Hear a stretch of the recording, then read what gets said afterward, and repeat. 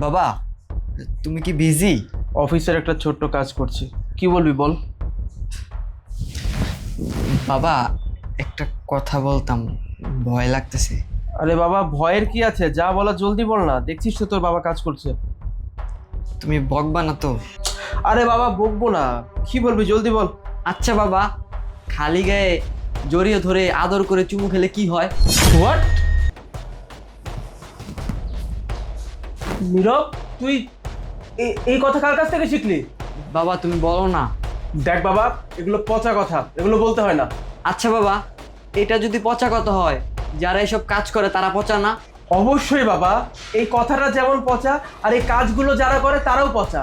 আর এই কাজগুলো যারা করে, আল্লাহ তাদেরকে অনেক গুনাহ দেয়। খবরদার বাবা, আজকের পর আমি যেন তোমার মুখে এই কথা না শুনি। এটা খুবই মারাত্মক একটা বাজে কথা। এই কথা আজকে আবার কখনো বলবা না, মনে থাকবে? কি ব্যাপার দোলা, তুমি কি এখন গোসলে যাচ্ছ? হ্যাঁ, গোসলে যাচ্ছি। তো তুমি তো সকালবেলায় গোসলে গেলে, এখন আবার গোসলে কেন যাচ্ছ? হ্যাঁ, সকালে করেছি, আসলে রান্না বান্নার কাজ শেষ করলাম তো, ঘামে একদম ভিজে গেছে শরীর, ঘামের দুর্গন্ধ হয়ে যাবে না, এই জন্য ভাবলাম যে আরেকবার শাওয়ারটা নিয়ে। ও আচ্ছা। আচ্ছা বাবা, আমার খেলার সময় হয়ে গেছে, আমি যাই। হ্যাঁ, যা খেলতে চা, কিন্তু জলদি চলে আসবি। যা। আচ্ছা ঠিক আছে। দোলা, তুমি জানো কিছুক্ষণ আগে নীরব আমাকে কি কথা জিজ্ঞেস করেছে? কেন, নীরব আবার তোমাকে কি জিজ্ঞেস করেছে? ও আমাকে বলছিল, বাবা খালি গায়ে জড়িয়ে ধরে চুমু খেলে কি ভালো লাগে। আমি তো এটাই বুঝতে পারছি না যে ও তো ছোট একটা বাচ্চা, এই কথাও কার কাছ থেকে শিখলো? তুমি কি বলছো? নীরব তোমাকে এই ধরনের বাজে কথা জিজ্ঞেস করেছে? আসলে কি জানো, নীরবের দোষ না, দোষ তো তোমার। তুমি এইটুকু বাচ্চাকে এই বয়সে স্মার্টফোন দিয়ে দিছো, ওই উল্টাপাল্টা ভিডিও দেখছে কি নাকি, ভিডিও চোখের সামনে আসছে, ওটা দেখে ও জিজ্ঞেস করেছে। আর তার চেয়ে বড় কথা, আমাদের নিচতলায় তো মানে বস্তি এলাকা, ওই বস্তির পোলাপানের সাথে মনে হয় মিশেছে, ও কিছু একটা বলেছে বাজে শব্দ, ওইটাই ওর ব্রেনটে কাজ করেছে।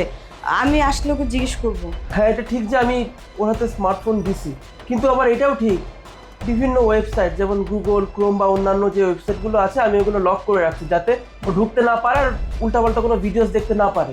কিন্তু এত সিকিউরিটির মধ্যে রাখার পরও এই কথাও কিভাবে বললো আমি বুঝতে পারছি না। আজকেও বাসায় আসুক, এমন পিটুনি দিব সারা জীবন মনে রাখবে। আরে না না, গায়ে হাত তোলার কোনো দরকার নেই, ছোট বাচ্চা। আমার মনে হয় ও কিছু না কিছু তো দেখেছে, না হলে তো এই ধরনের কথা ওর মুখ দিয়ে আসার কথা না। আচ্ছা ঠিক আছে, যাও তুমি গোসলে যাও। আচ্ছা ঠিক আছে।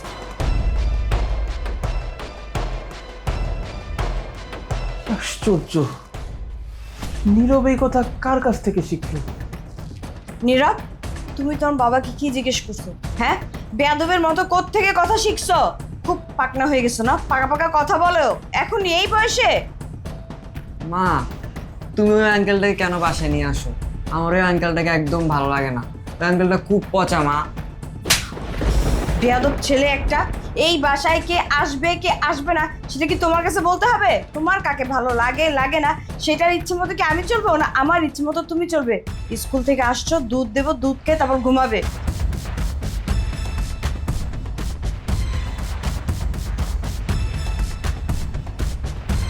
এই নাও, দুধটা খেয়ে নাও। মা, আমি এই দুধ খাবো না, তুমি আমাকে স্কুল থেকে আসার পরে এই দুধটা দাও। আর এই দুধটা খাওয়ার পরে আমার মাথা ঝিমঝিম করে, মাথা ঘুরায়, আর দুধটা খাওয়ার পরই 1 মিনিটের মাথায় আমার ঘুম চলে আসে, আমি বন্ধুদের সাথে খেলতে যেতেও পারি না। খেলার কোনো দরকার নেই, ঘুম যখন ভাঙবে তখন গিয়ে খেলা করো, এখন চুপচাপ এই দুধটা খেতে বলেছি, দুধ খাও, ধরো। না মা, আমি এই দুধ খাবো না, দুধ খেলে আমার মাথা ব্যথা করে, আমার খুব কষ্ট হয়। মার মুখে মুখে তর্ক না, খুব বেয়াদব হয়েছে ইদানিং।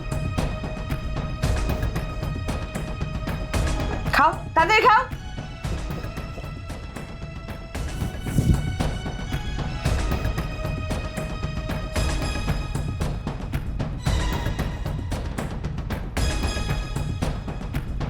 মা, আমার মাথা ঘুরাইতেছে।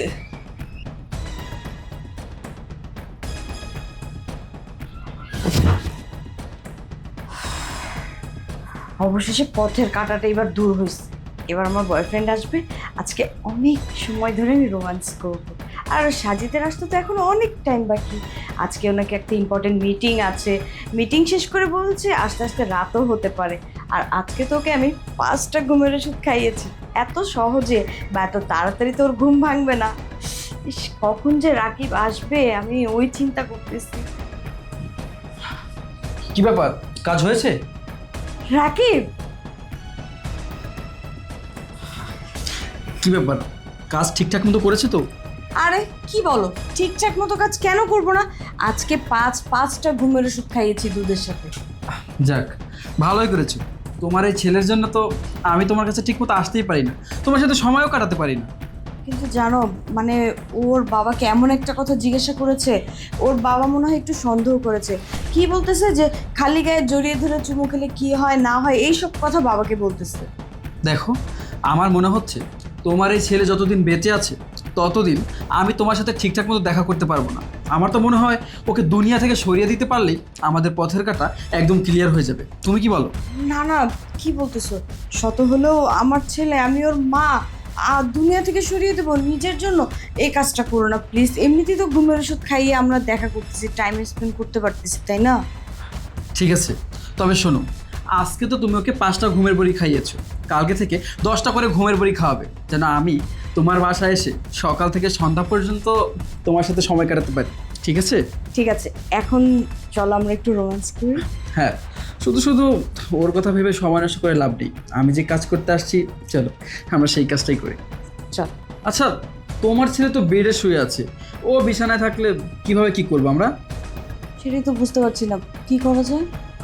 আচ্ছা ঠিক আছে, তুমি চলো, ওর একটা ব্যবস্থা আমি করছি। চলো। কি ব্যাপার রহমান সাহেব, কাজকর্ম ফাঁকি দিয়ে আমার রুমে বসে কি ভাবছেন? না বস, ভাবছিলাম গতকালকে ফেসবুকে একটা ভাইরাল নিউজ দেখলাম। 10 বছরের এক বাচ্চা রেখে আর মা বসের হাত ধরে পালিয়েছে। পরকীয়া আসক্ত বস। আর পরকীয়াটা আমাদের সমাজে এখন এমনভাবে ছড়ায় ছিটে গেছে, মানে ভাবতো গা শিহরে ওঠে। সেজন্য একটু চিন্তিত, কারণ আমাদেরও তো স্ত্রী সন্তান আছে।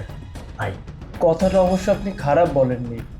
আসলে আমরা এখন এমন একটা যুগে বাস করছি, এই যুগে আসলে কাকে বিশ্বাস করা যায় আর কাকে বিশ্বাস করা যায় না এটা খুব কঠিন।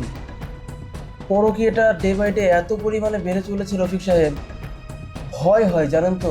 মনে হয় এই যে আমরা আমাদের ওয়াইফকে রেখে অফিসে এসে কাজ করি, আমাদের ওয়াইফরা আবার ওদিকে অন্য কারোর সঙ্গে সময় কাটায় না তো। এই ছোট্ট ছোট্ট সন্দেহগুলোর জন্যই কিন্তু একদিন ডিভোর্স হয়ে যায়। এখন যুগটা এমন, কি আর করার। যাই হোক, এগুলো নিয়ে চিন্তা করে কোনো লাভ নেই, গিয়ে কাজ করেন। ওকে বস। আমার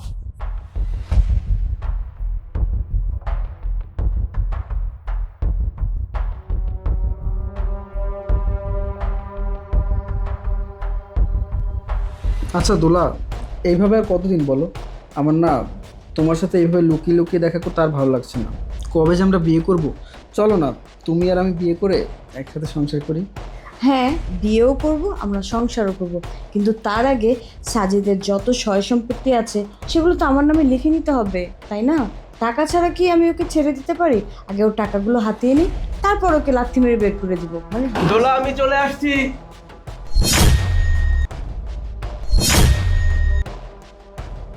কি ব্যাপার, কি ব্যাপার দোলা, আমি এগুলো কি দেখতেছি?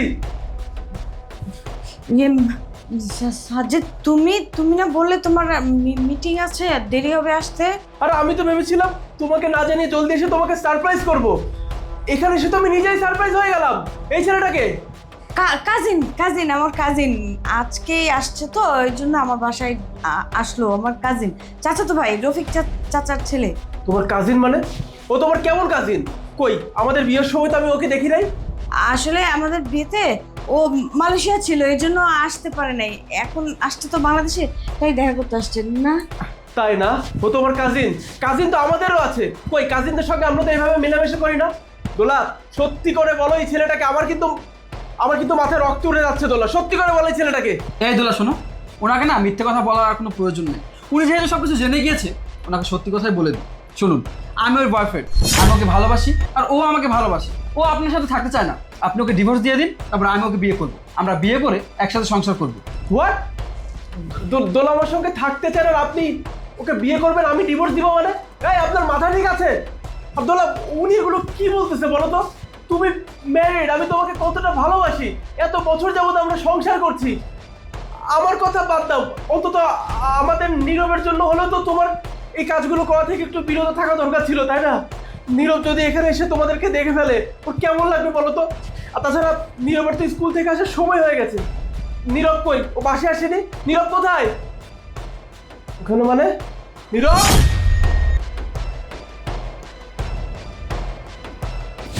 নীরব, নীরব, নীরব কথা বল তুই। নীরব, হ্যাঁ মা, তোর কি হয়েছে নীরব? এই তোমরা আমার ছেলের সঙ্গে কি করছো? কথা বলতেছে না কেন? এই নীরব, সাজিদ, তোকে আমি দুধের সাথে ঘুমের 5টা বড়ি খাইয়েছি। তুমি আমার ছেলেকে ঘুমের ওষুধ খাওয়াইছো? এই তুমি না ওর মা? হ্যাঁ, তুমি না ওকে জন্ম দিছো? যে তুমি ওকে জন্ম দিলা পৃথিবীতে, সেই তুমি ওকে এইভাবে ঘুমের ওষুধ খাওয়াতে পারলা শুধুমাত্র তোমার এই প্রেমিকের সঙ্গে সময় কাটাবো বলে? তাই বাপরে, তুই কথা বললা। দেখ তোর বাবা চলে আসছে, তুই কথা বল। বাবা, বাবা, বাবা, মাকে তুমি ছেড়ো না বাবা, মা খুব খারাপ বাবা। হ্যাঁ, বাবা, তুমি জানো না বাবা, মা একটা ছেলেকে নিয়ে আসে বাবা, তার সাথে কি জানি করে বাবা। বাবা, মাকে তুমি শাস্তি দাও বাবা। হ্যাঁ বাবা, আমি বাঁচতে চাই বাবা। হ্যাঁ বাবা, হ্যাঁ, তুই নীরব, নীরব, নীরব। হ্যাঁ রে, ছেলেটা মনে হয় মরেই গেছে। আর মরবে না কি করবে? একজন মানুষকে যদি প্রতিদিন ঘুমের বড়ি খাওয়ানো হয়, সে কি বাঁচবে নাকি? সে তো মরেই যাবে। আমি এখান থেকে চলে যাই। আরে চলে যাই মানে? তুমি আমাকে ভালোবাসো, বিয়ে করতে চাও, আর এখন আমাকে এই বিপদের মধ্যে ফেলে দিয়ে তুমি চলে গেলে কি আমি তোমাকে যেতে দেবো নাকি? তুমি কোথাও যেতে পারবে না। শোনো, আমি তোমার এই পাপের ভাগীদার হতে পারবো না। তোমার পারিবারিক ঝামেলা তুমি সমাধান করো, আমি গেলাম। আরে তুই বানা, তুই হচ্ছিস বানাবের কলঙ্ক। তোর মতো মানুষ মা হওয়ার থেকে না মা না হওয়া অনেক ভালো। নীরব, ভাবরে তুই কথা বল না বাপ। আমি তোকে কিছু হতে দেবো না, আমি তোকে হসপিটালে নিয়ে যাবো। সাজিদ চলো, আমরা নীরবকে হসপিটালে নিয়ে যাই। এই চুপ! তুই তোর এই নোংরা হাত দিয়ে আমার ছেলেকে ঘুমের ওষুধ খাওয়াইছিস না? খবরদার, তোর এই হাত দিয়ে আমার ছেলেকে স্পর্শ করার চেষ্টা করবি না, তোকে আমি জানে মেরে ফেলবো। বাবারে, তোর কিচ্ছু হবে না, তোর বাবা চলে আসছে।